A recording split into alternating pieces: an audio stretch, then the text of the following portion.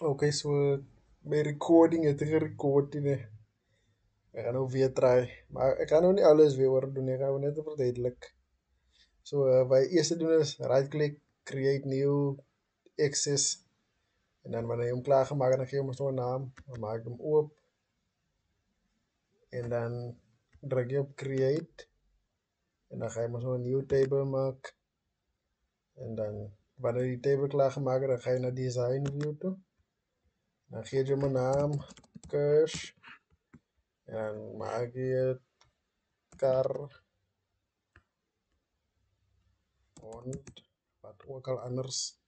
En dan wanneer je klaar is met dit, en dan maak je short text. Voor meestal wanneer nog het short text is, dan lees het nummers, dan gaan het number wees. En dan ga je naar normal view toe weer. Maar dan moet je maar zo save obviously. En dan je komen, gaan hulle mos nou in die taak sê dit veel wat moet na inkom. Dan sê jy goed in uh hond, brein, of is het brein?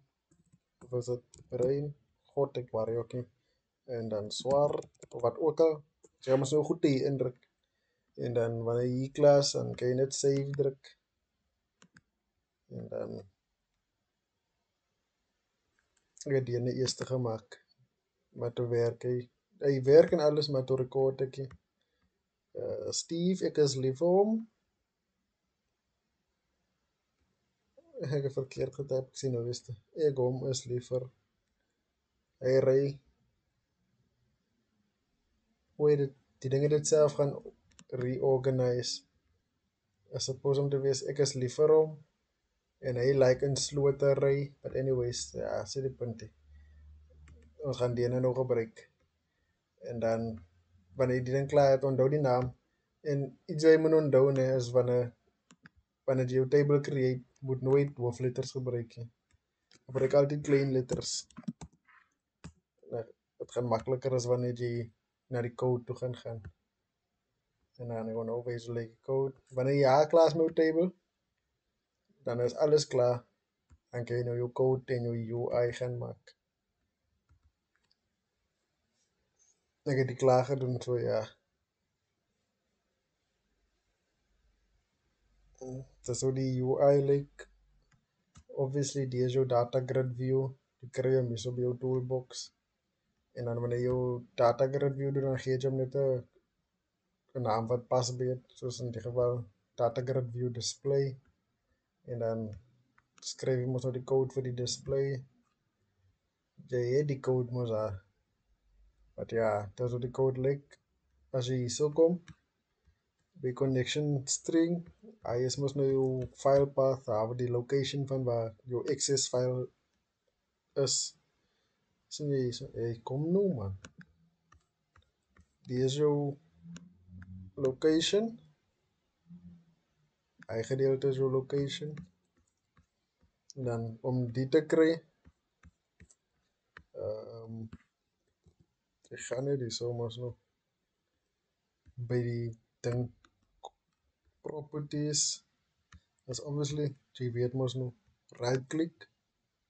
Hey, right click, properties. As a location, dan moet nooit van die kant af kopie nie, van jy sal so kopie, dan moet jy die ander gedeeltes wat daar agter hy is.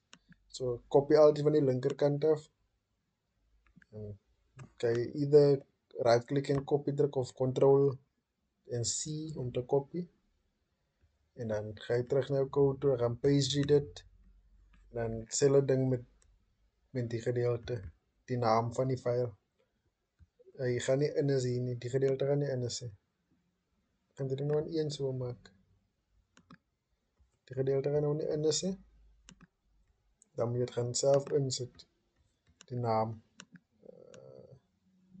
Hy gedeelte. Het gaan nie in is nie. Hy is met jou location en dan die naam. Backslash. En dan die naam van jou file. Jy gaan hom ook selfde ding copy en paste. Rename. Oké, ek nou veel rename. Dan select je net alles, copy en paste. Dan paste je daarin. En dan vir DNS mos nou wat se table jy wil gebruik, select all. Hy gedeelte beteken mos select all from my boyfriend. Ek het hy table en dan het ek die ander table, en gebruik die table wat ek nou gemaak het. Cache, alles klein letters. Save. Dan save je het net en dan gaan het werk. Dan druk je display. Van die computers op die college gaan vir jou die error gee, ne? Wanneer jy die error kry, maak jy na jou ding toe. Dan gaan jy na project toe. En dan af na properties toe. Dan gaan hier is en dan druk je op compile. Dan scroll je al die pad af. Dan druk je op advanced compile options. En dan hier wat is het target CPU. Dan change je het naar any CPU toe. Dan druk je OK. Dan kan je die ding toemaken.